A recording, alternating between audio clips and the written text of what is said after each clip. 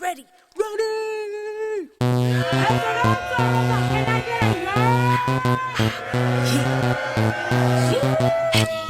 Ready,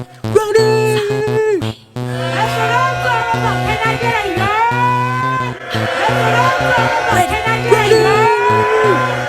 I just want to say thank you. We got Mojo in the building. Is your girl V-Henny? That's what I'm talking about. Can I get a Yurr? Yeah. What's good? How you doing, Mojo? How's everything? What's poppin', baby? I'm happy to be alive. Oh man, I think that's an understatement. Mm-hmm. um, I'm super excited for having you here because I've reached out to you before a long time ago. I'm not sure if you remember, but I I wanted to don't. have I drink. Okay, so I hit you up maybe like when I first started the artistry. I wanted to have you on my platform, and then eventually down the line, things happen obviously, and you're here, and you really motivated me and inspired me with the what was it that we did that panel where Scott more bookings, Scott Morris, Mm-hmm.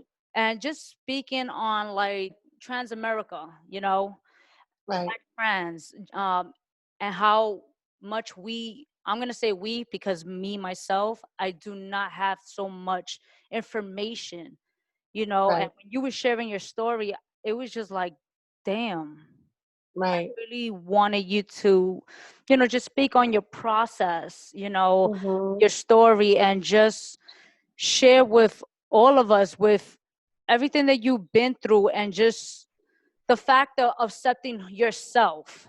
I Yeah. know that's a process. Yeah. I mean, for me, I'm will forever continue to evolve. Yes. And I think that's what people really gravitate towards me for because I'm not afraid of change.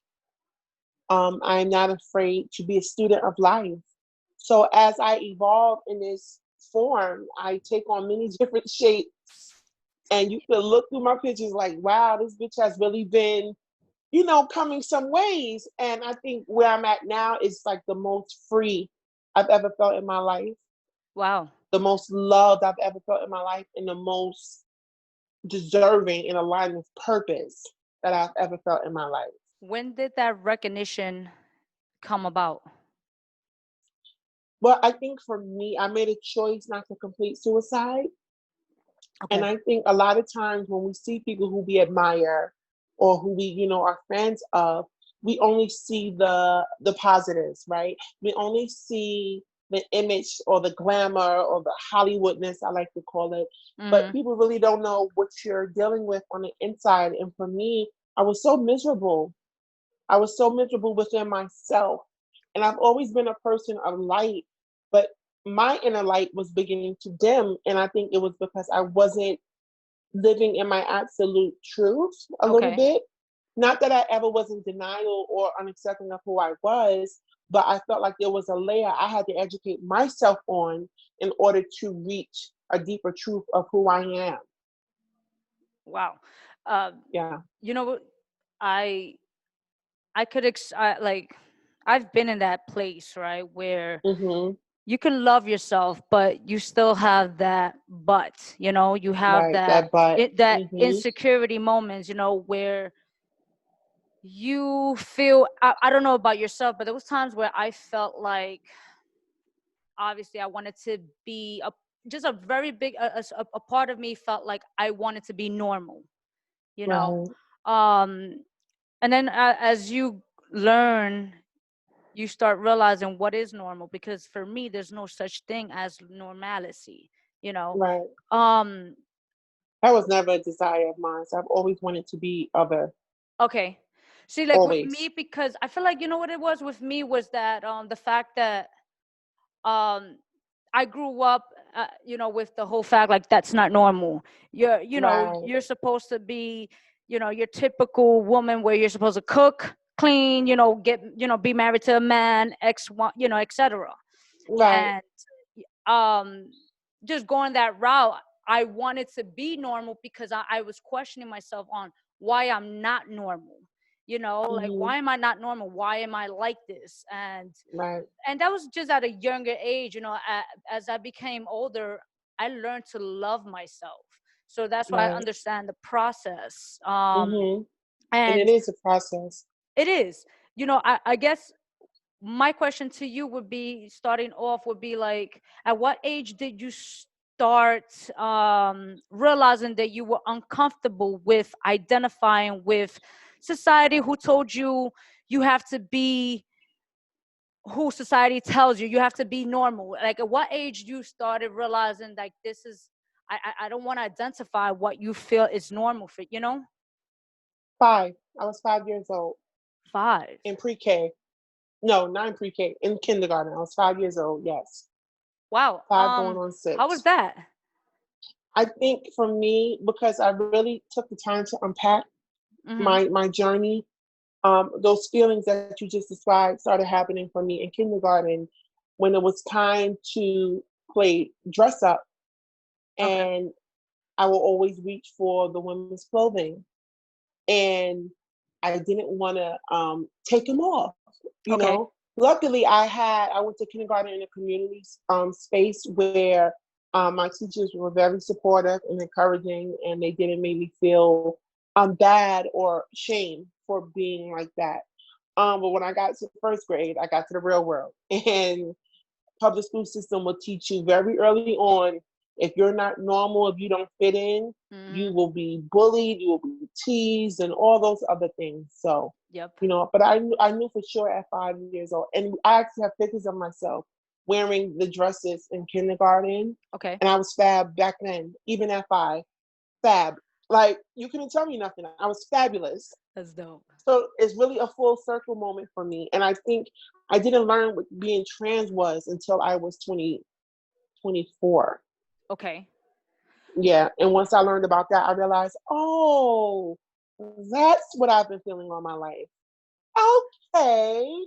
I get How it. that? Because, like, like, me dealing with the situation, like, me dealing with accepting the fact that I wanted a family with a woman.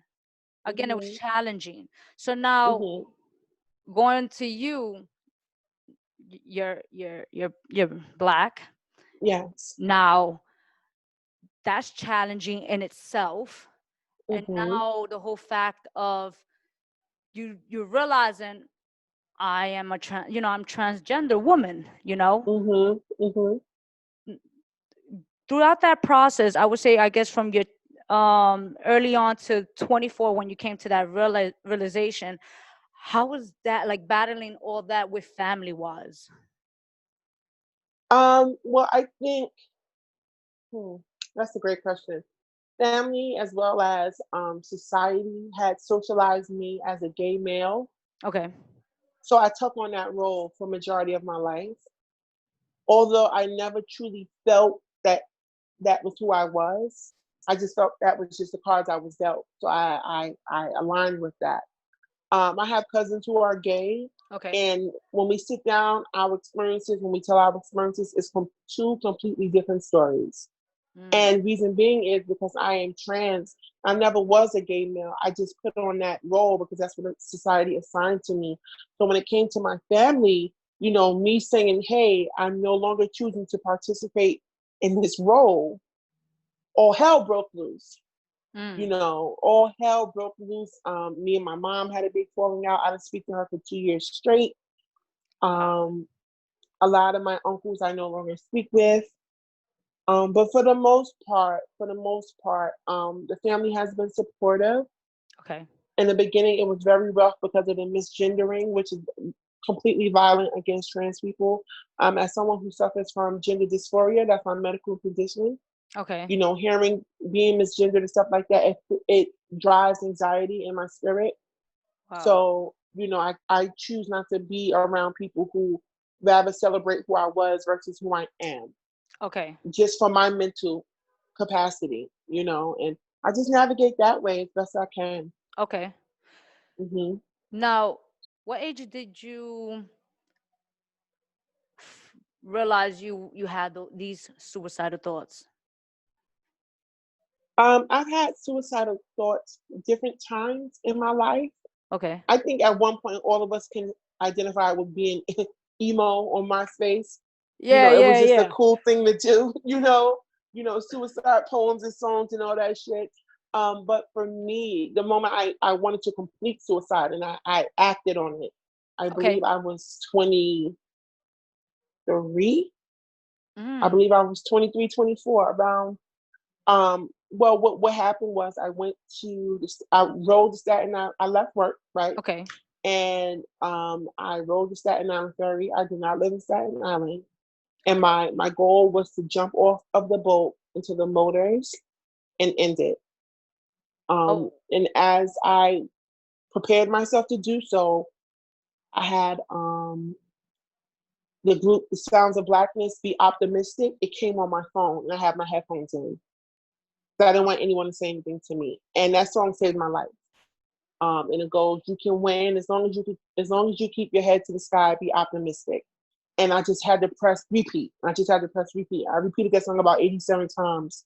And I rode the ferry from that end back to the city. And I decided to myself that if I wasn't going to complete suicide, I had to live in my most authentic truth. Mm. And it was a decision I made with me, myself, and the universe. And from there, this is how we got here. From there, because all right, so we already know, like, well, I know who, I know you are Mojo, you are actress, you curator, Hmm. you're known for painting poetry and doing, Right. you've done a lot. At Yeah. that time, were you doing painting poetry and everything else, or? Yes. I was. I was doing painted poetry. I believe that was the time where painted poetry was really starting to become like a fixture in a community. Okay. And I believe we were still at Image Gallery on Broadway. Okay. It was around that time. So painted poetry was a really popular thing. So what made you want to do, like, what made you want to go about, because if you have everything going on for yourself, Right. what exactly had you to that point where what was it that made you go to that Staten Island ferry and just Hmm. even like wanting to commit suicide? Because I feel like at that point you had you have a lot of people who looked up to you. Yes. I mean, the driving factor was misery. I was miserable. I was tired of performing as the man society expected me to be, my family expected me to be. I was tired of doing it, and it had weighed so heavy on my soul. Okay. And I think, although painting poetry was very successful, it wasn't a lucrative thing for me at that point. So I was struggling financially. I was living with my mom, and at that time, she was battling depression, Mm. and she became a person I didn't recognize. So my quality of life wasn't up to par for my standards. And, Mm. I wanted to end it. I really did. What were But some of the the changes you universe works. what were some of the changes after the fact, knowing that you're like, you know what, I no longer, you know when you decided to not go about this route and you was just like, I'm gonna be my authentic self, what were some Hmm. of the changes you did make? Well, some of the changes I made was I started to educate myself about the ways I was feeling, and learning about depression and learning about mental health, things of that nature, and really just connecting with the community. Because although I've always been, queer, Mm-hmm. before then I really didn't associate with the queer community. Mm-hmm. And so for me, the power was me being the queer person I was having. I thought it was so powerful to be in a space where I was accepted by so many straight people. Like that was so radical to me. So it never crossed my mind to be an advocate for my own community. And I think heteronormativity is a word that I use to describe that point in my life, because I just wanted to be accepted by a community that I really didn't need the acceptance from. Mm. And so some of the things I started to do was educate myself about the community, meet people who are trans, meet people who were gender nonconforming, which are all gender expressions. Meet people who were not only gay or lesbian, but pansexual, and Okay. just different variants of people, and understanding what it is, and picking and choosing from each part, and creating my whole. It's crazy because I'm like, Hmm. before this, like I earlier today, again, like I had mentioned before we started recording, like I look up to you, I Thank respect you. you. I really do I respect received you. that. And I'm just like, I was telling someone, I was just like, yo, I just wanted her to be here with me because I wanted to know her story, right? And Hmm. you know, there are moments when I myself, I would look at a person who's transgender and I didn't fully understand what was their thought process, you Yeah. know? I mean, we live in a transphobic society, just like how we live in a racist society. It's just the default, So transphobia is so embedded deeply in us. A lot of us don't have experiences of transphobe outside of Jerry Springer or Maury. Mm, That's just our reality because we don't care for trans people within community, in the brown and black community. So, and for many, it's still considered something that's taboo or hush hush, and there's a lot of shame associated with it. So when for me, I'm the first trans woman a lot of people know personally, yeah. who they can reach out to and ask questions like that. And I take that role very serious because I want to be an advocate for what this is. And what it is not a mental health disorder. It's not a game. We are not magicians trying to trick the world. We are people deserving of the same quality of life, love, and happiness as everyone else. It just so happened that the gender we were assigned by society didn't align with how we felt on the inside. Yeah. Hmm.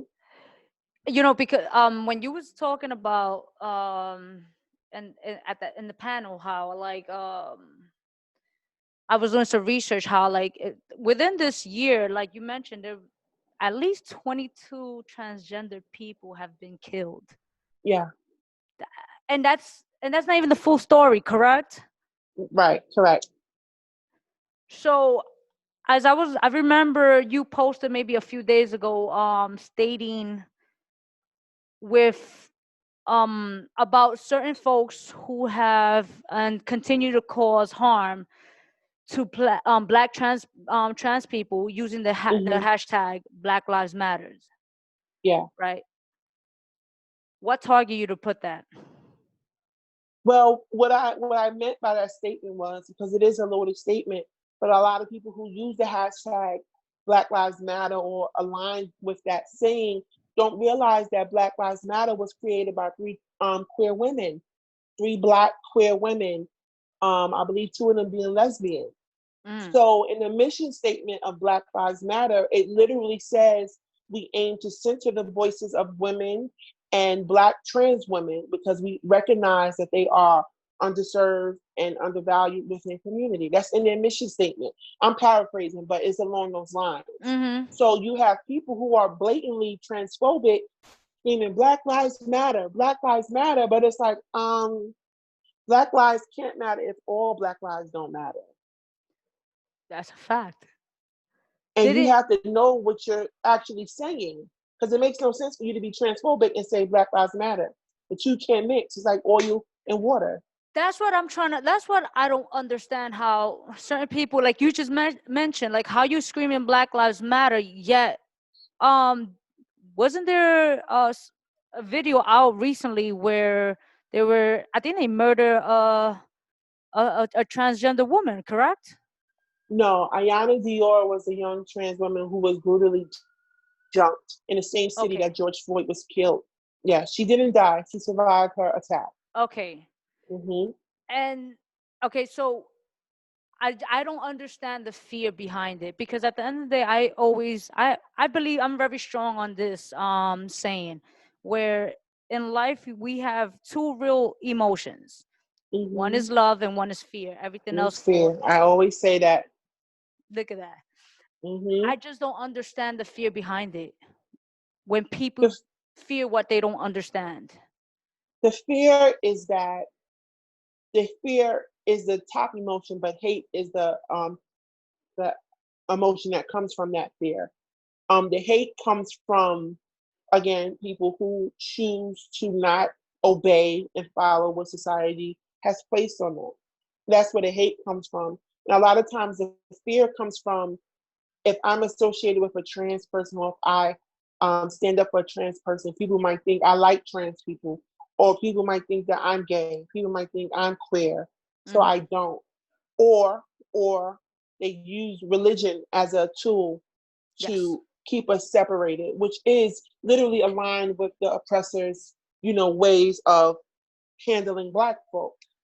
I say we fight so hard against the oppressor, but we mimic so many of the oppressor ways. Black trans women specifically have always been at the forefront of these movements. Even in these times, trans women are down marching at the front, you know, fighting to affect policy change and all of these things. And that work doesn't stop because the momentum dies. We're always on the scene. Look at me. We're Mm. always talking about things, and we don't just say the trans community, because for me, I'm Black before I am trans, Hmm. but my transness is conjoined with my Blackness. I can't separate the two. Just like I'm sure you can't separate your sexuality with your from your womanhood. Exactly. It's just who you are, or your race. It's just who you are. So I think for me, we have to physically show up so much that it could be so laborsome, Mm. having to always educate, because now the information is out there. We had a trans march in DC last year. Okay. The Black trans community has literally been repeating the same things of what we want. We want equal housing. We want equal employment. We want safety.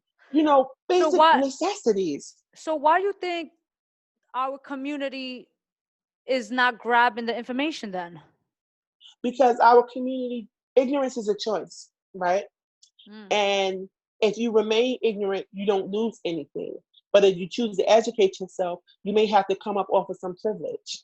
And I think for a lot of people, that's where it lies. If I acknowledge that trans people are people, I can no longer treat them the way I've treated them. I can no longer ignore them the way I've ignored them, because we don't treat people that way. Mm. So I have to keep trans people in my mind as other.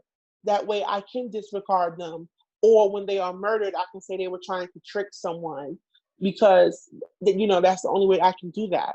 I think that's what our community does. Also, a lot of people in our community love trans folk, but don't have the courage to say it out loud, specifically the men. We have these down low cultures, or what we like to call trades, Yes. who literally, you know, live, breathe, and think about trans women, but they're not showing up for us when we're down out, when we're being murdered, when we're being jumped by 20 plus people. So it's a very layered conversation. It is very layered, and Hmm. you are absolutely right with the statement of men, because I know for sure certain people who are gay, transgender, whatever, and they dealt with men being very hidden down low, where Hmm. they have a family, and Yep. yet they're here doing other things, stepping outside of the relationship, just not being true to themselves, as I would say. Hmm. And it's just I guess it's just like you said, it's just it's deep rooted of where ignorance is bliss, one, and we choose to not want it, and we, as in the society, in a sense, like the community that we were brought up with, they choose to just stick to what they know, in a sense. I Right. just feel like what can we do to, or what are you doing right now as far as educating our community? I think right now, to answer both of your questions, the thing that people who are not trans can do is educate themselves on being cisgender. Okay. That's number one. Number Okay. two, open your purse, okay, and donate to trans women because survival is a necessity for us. And if you're not going to follow up with the care and love and attention, follow up with some coin, okay? Open your purse. Number three, what I'm doing right now is literally I'm choosing to exist, Okay. and I'm using my life as a source of truth and knowledge. And I'm challenging my peers who are not trans, who I have educated, to go into their communities and educate others. Because Mm. the work can't always be on us. It's not fair. Like, how much can we explain to our oppressor the ways in which they are oppressing us? Yeah. Something has to give. So I challenge my cisgender counterparts in the community to Okay. educate others, and don't sit idle when trans people are being disrespected. Don't let the words like tranny, run rampant in our community because they are slurs. Educate yourself on trans issues. If you don't have trans friends, why don't you have trans friends? We're everywhere. You Mm-hmm. know, educate yourself on how, if you identify as LGBTQ, who are the people who literally sparked this movement. It was the trans folk. So it's a lot. It's a lot that people have to do for themselves. Because honestly speaking, I'm tired of doing it for them. Cut the check. If you want a seminar, I can create a whole bullet point system, PowerPoint presentation, but not for free. Like, no. Now, when did you first experience with? Have you ever dealt with like being physically assaulted or like within like when was the first time you ever experienced anything of that? I As I transition, I haven't come across that kind of situation. Okay. And I think for me, I have a lot of privilege within my trans womanhood. Number one, I'm tall. Number two, I'm big. And number three, I stay strapped. So for me, I've never had to do more than, you know, just have conversation with folk or set people straight or read them, as the community says. Okay. But for others, that's not always the case. Okay. Also, I try not to put myself in situations where I know harm will be there. So if it's like even going to events where I understand I'm the only trans person in the room, I limit those kind of appearances because it's not safe for me. Mm. And that was another big thing. Like, a lot of people like, oh, I invited you, I want you to come through. Like, yeah, you want me to come through, but you have people who are openly transphobic that are going to Yes. be there. Like, it doesn't make sense. What do you expect to? Oh no, they're going to be in their best behavior. What? Nah. You Like, to know, me, it's go ahead. crazy. It is It's crazy. crazy.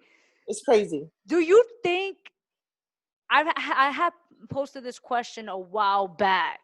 Do you Hmm. feel the hip hop community accept the LGBTQ community?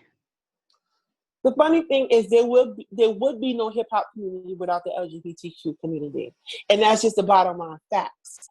Um, I think hip hop is a reflection of Black culture, and in Black culture, being LGBTQ is a dehumanizing thing or other thing. So it won't be publicly accepted, but a lot of people behind the scenes know what time it is. Mm-hmm. Mm-hmm. And it's true. I'm gonna keep it a buck. Like I've been to several events where I I I I noticed they do not accept certain things Mm-hmm. behind the scenes. Yes, there's are like here and there, but I've noticed a few things like like the certain slurs or certain men try to intimidate Right. others. Right. Mm-hmm. Now And it's all a performance. It's all a performance. have you ever dealt with that with any of your shows? So no. And Okay, that's the reason why I started my own events, okay, because I knew what was out there, and I didn't want to subject the people within my community to that. At the end of the day, if you know me, you will know I'm very hip hop. All the glamour and all the beautifulness aside, I'm very hip hop to my core. Mm-hmm. I grew up in golden era hip hop, so of course my number one rappers are Biggie and not so much Jay anymore, but that's a different show. Yeah. But shout out to Jay-Z from the 90s. So Tribe Called Quest, all of those people, I grew up in that era. So what happens was Biggie, in my opinion, is one of the rappers who has the most queer focused lyrics in Mm, his catalog. You know, um, it it does. don't mix like two dicks and no bitch, end up in some serious shit. Like he has a lot of gay metaphors and references in his rap. But I think what happens is that hip hop took a huge, huge homophobic turn Mm-hmm. during the golden era to early 2000s as gay folk were starting to emerge as not just hidden family secrets, but individuals, and gaining platforms. You had your Ellen DeGeneres and stuff. The emergence of gay people being successful, Mm-hmm. I think, was a threat to hip hop. So, in my opinion, what you see, the hyper masculinity and all those things, those are all ways that the community, well, not the community, the hip hop community uses to keep up with the status quo. Okay. Look at rappers like Tekashi 6ix9ine and stuff like that. Like y'all let people infiltrate the culture because they represent some kind of image of gangster or danger or something like that, and you won't let even invite a gay rapper to your open mic. So it's a lot. It is a It's a lot. lot. Yeah, It's for me, it's a little disgusting. it is disgusting. And I want to ask you, because you've been in this industry for a long time, Mm-hmm. how do you navigate it? And do you speak up when you see injustice? I do speak up when I see injustice. I will say this, to be honest, when it comes to my shows, I do not allow any disrespect. Okay. Now, we both know that some things can be out of your control. Yeah. You know, so I feel like there many times I've me personally I haven't experienced things like that, like towards me, but yes, I've had certain women will come to me and they were like, yo, so and so did this, or disrespected Hmm. me at one, let's just say for example, one of my events. The next move is you are being removed. That's the next Right. move. You're no longer, I don't care for your service. It's not about Right. the money at this point.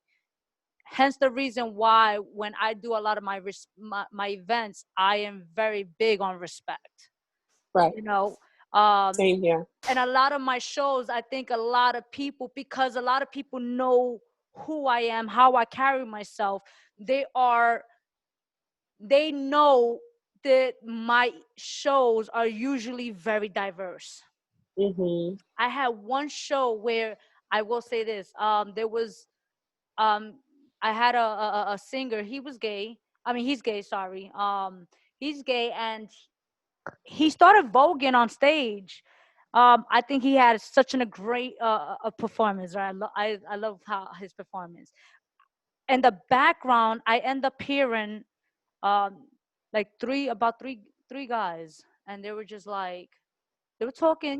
They were saying certain things. Yeah. Mind you, this is at the West End. The West End Lounge is an openly gay lounge. Right. You know Right. Very gay. exactly. So I'm just like, so I went up to them, and I told them, I was just like, bro, do me a favor, don't disrespect him. I was like, at the end of the day, he is a human being. Do me a favor, don't disrespect him. One of them was like, nah, V, nah, my bad. I'll speak to them. Then I went on stage, and before I announced the other artist, I made an announcement, because I feel like, understand that this is, I'm open to, I don't care if you purple, white, pink, what, or if you have some sort of what disorder, whatever. It doesn't matter to me as long as you're talented. Hmm. you know I do this out of love and passion. So um I had to make that statement. Tell me how the guy came to me afterwards and he was like, yo, I thought this was a hip hop event. And I looked at him and I said, what? So he was like, I thought this was a hip hop event. I was like, it's called the Art of Music. It's an event for music. What happened? Right. And he's just like, now from what I saw through your recaps, it's a hip hop. I was like, so do you want to leave? You can leave. I have no problems. If you have an issue right now, you let me know right now what's the issue so I can know how to handle it moving forward. He was Right. like, I just thought it was a hip hop event. I said, you know what? I gave him his stuff, his money, and I was like, nice talking to you. I was like, and maybe in the future, if things change, you can maybe work with me. Moving forward, Hmm. this is who I am. If you're not a big fan of my shows, that's not a problem. Not for me. I don't take things like that personal. Right. So he left. He left with his friends, and I've never worked with him since. I just feel like I had to put my foot down, because, and I didn't want to go a different route where I can get nasty or ignorant or anything like that. I just feel like at this point, this is how I carry myself. I respect myself and I respect the artists that I work with. Right. You Period. don't get that Because a like you lot. said, it's about the talent. And it's always the people with no talent who have the most hate. Like how? I don't get that. Refocus your energy. Refocus your energy, beloved. If you spend less time hating and more time working on your craft, you will see a big difference in your career. I just, you know what it is though? Like, you're absolutely right. You're so right with that. But I feel like a lot of people are so, me personally, I feel like a lot of people are so used to that negative energy surrounding Hmm. themselves with around all that negativity, all the ignorance, that they think that's normal at Yeah, times. Like, it is their normal. yeah, but it shouldn't be. I feel like it Right. shouldn't be, especially if you're looking for growth. Right. You know, um, it's sad. Like for me, when I asked you the question about, do you feel like hip hop is accept? Do hip hop community accept? The LGBTQ community. I feel like it's a yes or no. It's a catch 22 with hip hop. Like you said, it's like yes, and I mean the public is a no, but behind the scene, Hmm. it's something else. I mean, so many rappers are gay. And I mean, look at the Brat. The Brat just came out after a 20+ year career. I mean, So but you we knew think she she's the was only gay. one? I mean, but come on, Yeah. she's not the only one. There's so many people in the industry who are down low. And that's why I really never got too deep into the hip hop community because I as someone who walks in light, Mm-hmm. I'm always going to anger people who live in darkness Mm. because the two can't mix. Mojo, Light will always shine. why did you retired painting poetry? I've I always wanted to ask retired. you that. Yeah, I retired painting poetry because it was complete. It was complete. I did painting poetry every month for 6 years straight, no breaks, Mm-hmm. every single month. And I think for me, I started the event to show the essence of who we were as a generation. So I do believe we're all walking portraits of poetry. Mm-hmm. I've always said that. And I wanted to, because I come from a history of party promotions, and I would see that it was turning up is cool, but I felt like it had to be deeper. It had to be something with more substance. So Mm-hmm. I created pain and poetry to be that combination of sophistication and ratchet, sophistiratchet, Mm. and we vibed out. People would say, you couldn't tell pain and poetry was an art gallery, a party, or open mic. You couldn't tell because it was a mixture of all of those things. So doing it for 6 years straight, I realized it got to a point where I had to look up and say, wow, Mojo, people who have come through your platform have gone on to great success. And I'm Mm-hmm. thankful because they always shout me out. Like we have the groups like O'Shawn, um, Ro James, Dope. even Takashi 69 came to Paint and Poetry one time. It's crazy. I got the picture. That's dope. Like people have gone on to great success. And I think I did what I set out to do, and I had to look and say, you gave so much to the community. When are you going to do for yourself? When are Gotcha. you going to do for yourself? And it was a selfish choice, but I needed to make it. I needed to make it because I was draining. You do events, it is not easy. It is draining. People think it's all peaches and cream, but it's very draining. And imagine doing that every month for 6 years, on top of working a 9 to 5 job. So I did that, and I'm proud of it, and I'm so proud. And I said it was a graduation. It wasn't So a funeral. It was a graduation. okay. My baby grew up. And then it was time for mama to get her groove back. Yeah. Not, you know why I'm asking you that question? Because Yeah, um you know, everyone that I know that has been to your show spoke nothing but good things. Because right. the way you was putting for the community, not even that, the diversity of it, Mhm. and Mhm. you and I speaking about the fact, like, certain things. I know, for like certain things that we had to deal with Right. people who, the fearful, the hate, and just people, the disrespect. And it's I get that I get it, you have to put yourself first. Absolutely. I'm very big on mental health. Right. It's always, you have to put yourself mentally, emotionally, physically, I get that. And the Mhm. reason why I was just asking is because I'm like, bro, you had such such a great platform where it so many people need it, especially at Yeah. times right now, like, Yeah. Mhm. like me as a curator, a promoter, whatever, right? In New York, you have so many people complaining with how a lot of these shows are watered down. Yeah. So, that's why I was just asking, because I'm like, bro, like, your show is not watered down. Your show was one No. of many that actually has the talent.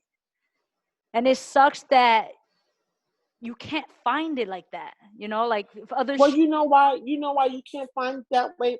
Because people don't want to create it. Like I've always said at the painting poetry events to my guests, your homework is to go back into your communities and spread that painting poetry energy.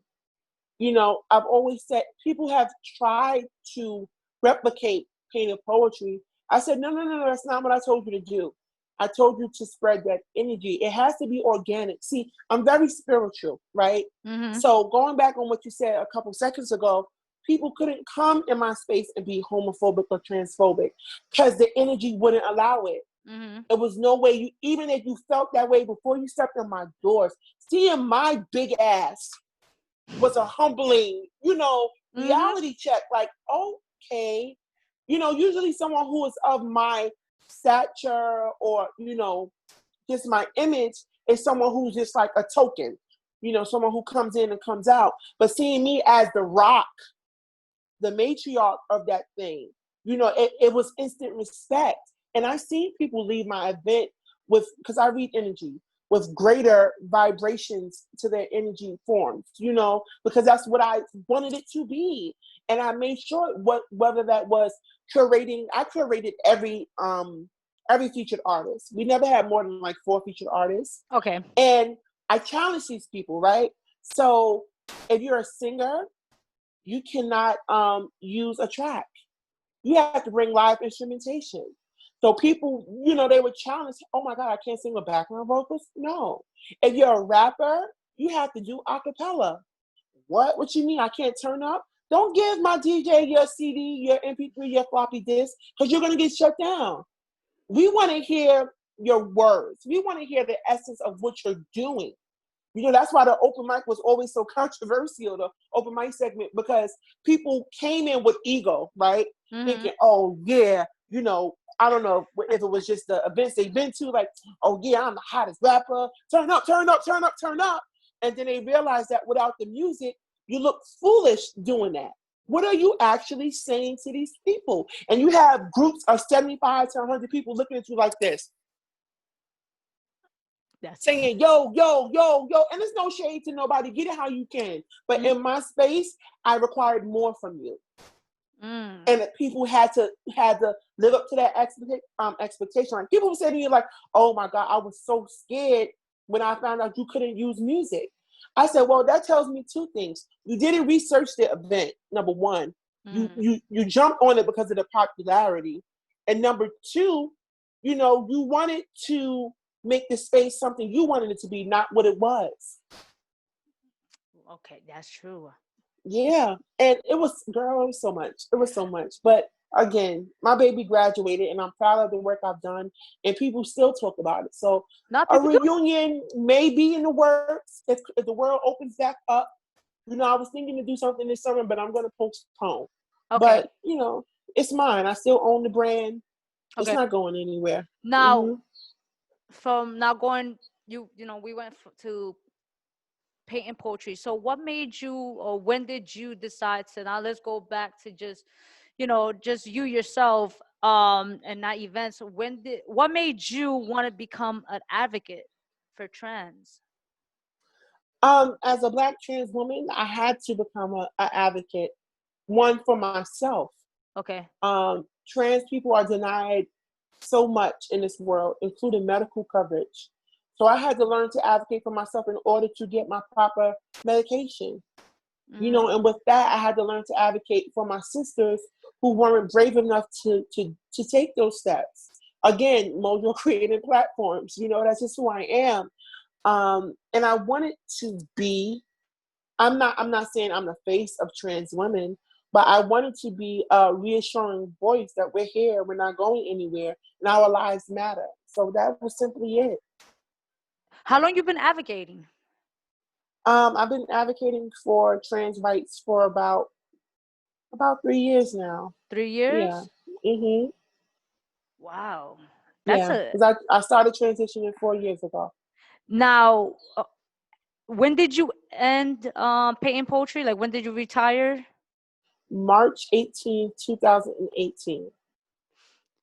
So you're curating shows, you're curating shows, you're Mhm.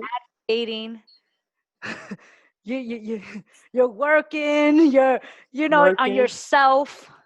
Mhm. That's a lot. Dealing with these niggas. Like, don't forget that part. Like, Yeah. love is a fool. Like, yeah, it's a lot. Ah, It's a lot. what are you doing now then? Like, I mean, because that's a and the reason why I'm like, what are you doing now? Because I know you're still advocating, but you were able to, retire the show for now, because Hmm. I believe that you will come back. Hmm. I see it in the cars, of I course. see it too. But what are you doing now? Like, what, like, as far as like yourself? Because you know why I'm asking this, because like I went on tour this year, right before this whole like Hmm. spiel, and Hmm. I caught myself on the road, and I'm not gonna lie, like I kind of am grateful for the coronavirus, right? Because it made me take some time for me, right? Time. Yeah. Hmm. And but I was on the road, and I caught myself saying, I am not having fun. I'm Hmm. not having fun. This is becoming like I was starting to lose the love that I Hmm. have for music, Right. and so where are you now, moving forward with everything that you was dealing with, because it's a lot Yeah. to take in. Where are you now mentally and emotionally? I think I am at my creative peak right Okay. now. I've picked up photography and videography. Dope. I just released a short film called Lady Shot. I'll send you that link. It's a film about a Black trans woman administering her hormone shot. Mm, Very, very, very, very, I think it's the literal highlight of my career. I've been able to create album covers for people, music videos for people. But for me personally, I've been getting back into my modeling. I okay. wrote a whole series entitled Jade about three trans women navigating the city. Hmm. That's being produced by Slay TV. We set to start filming next month. I'm just Congratulations. doing I'm doing the things I didn't have the opportunity, or the things I held in the deepest chambers of my mind because I was doing pain and poetry. I'm doing all those things now. Okay. Just being visual. I say it. People say, "Oh, I'm a visual artist." No, I'm just visual. I'm giving the people something they could feel, something that is true to how I see the world and perceive the world, and challenging the norm still. Because again, my existence is the greatest protest in the world. Every day I choose to get out of my bed is the greatest act of revolution. A Yeah. fat Black trans woman choosing to live and love and continue and inspire. That's the revolution within itself. But now I'm pushing myself to be as creative as possible, and really, really leaving my mark on the world. I feel in a way that it's about me. Mm. You know, Do you so catch that's what yourself? Mojo's doing. Do you catch yourself?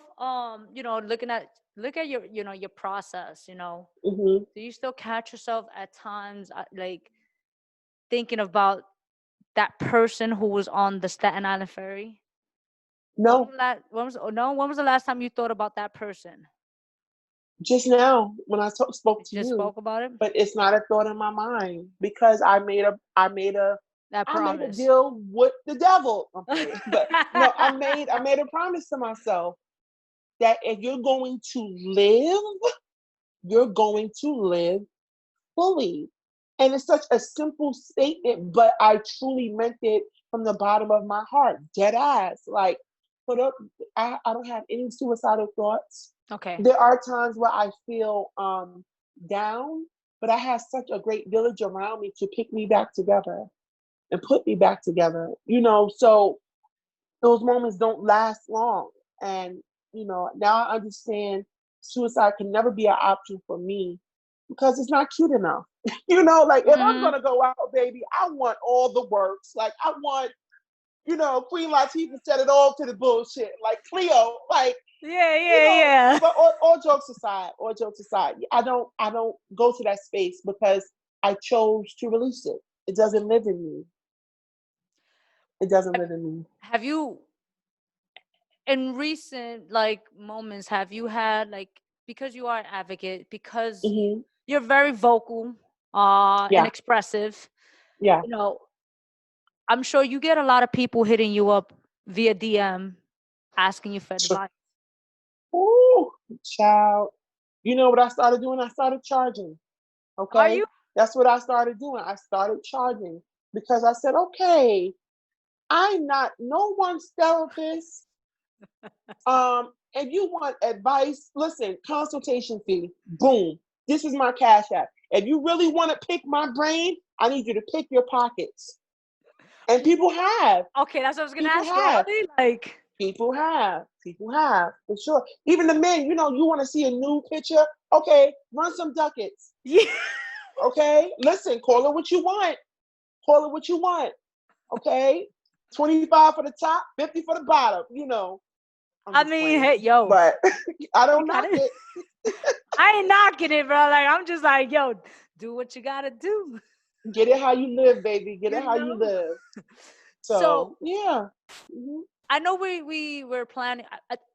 We're open, right? Like New York right now in itself, I believe the 15th. the 15th. Yeah. Do you what? So once we open up, like, how's life after Um, I'm Corona, in a sense? when the city opens up on the 15th, that's if it opens up on the 15th. I'm still going to continue to practice personal protection Okay. because I know the second wave is coming strong because China has already had it and we still don't have a vaccine. And I'm pretty sure the first round of vaccines is going to be a trick up in that one. Let me ask you a question. So, Would you yeah, vaccine if they have it? Like, if it's given to, would you? I would need more research. I would need Okay. more research because I had COVID. Okay. I was suffering through it and I was able to heal myself. So I would have to do more research on it. And I don't wish that on my worst enemy. How was that? I didn't know you had COVID. So Oh yeah, it was terrible. And for me, I didn't want to go to the hospital because people I knew who were going to the hospital weren't coming out.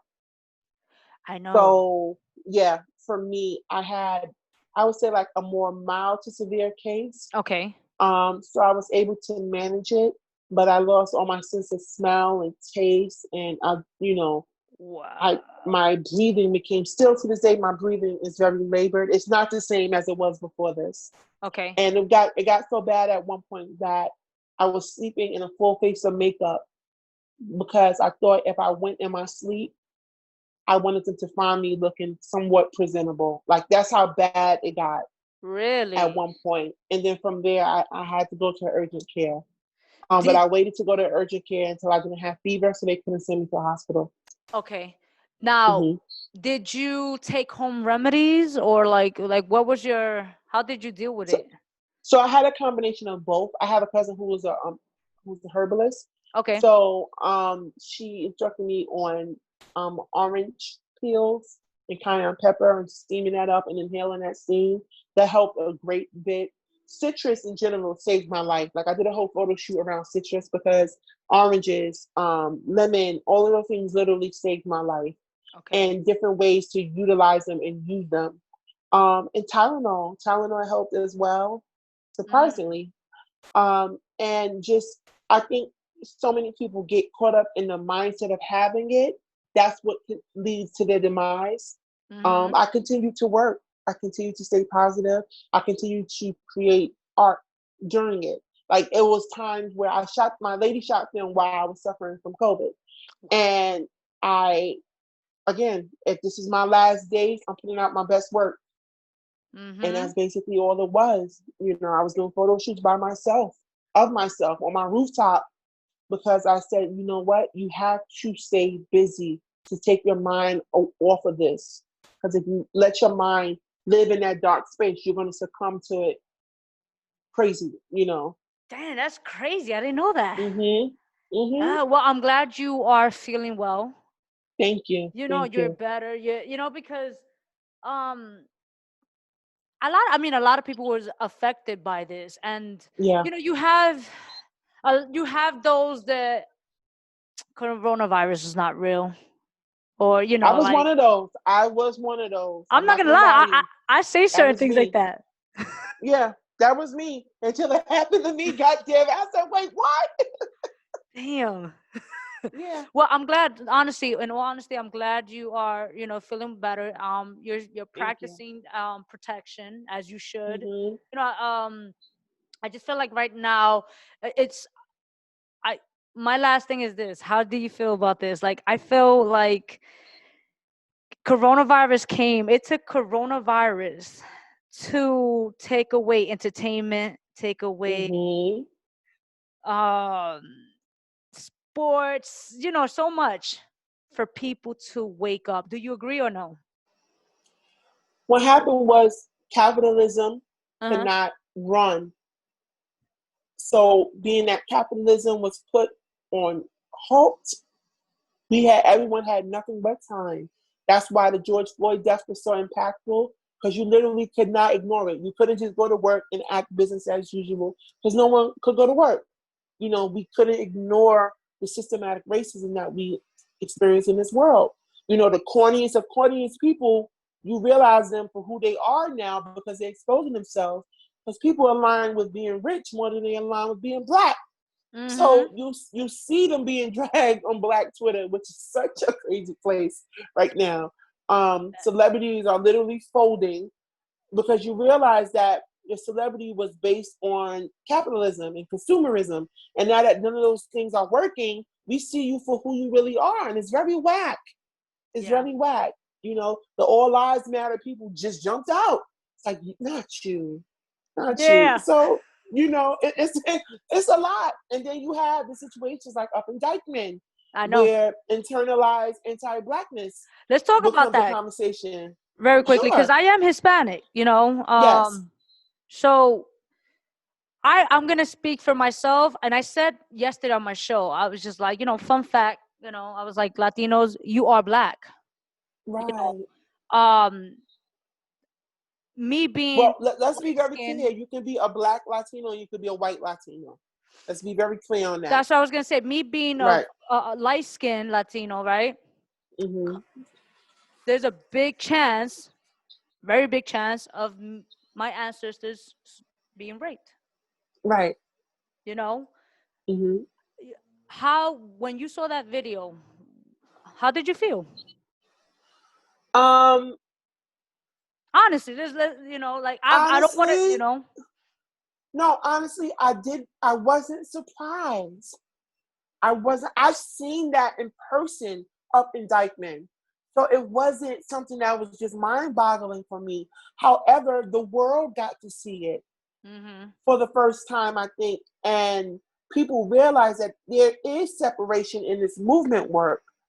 Again, like I said, you can't say Black Lives Matter and then you attack certain Black lives within the movement, and you can't say Black Lives Matter and then your anti-Blackness causes you to chase 5 Black boys out of the town. Like it's just crazy to me, you know. And what I'm proud of, those certain members in the community has stepped up and said, you know what, we was wrong.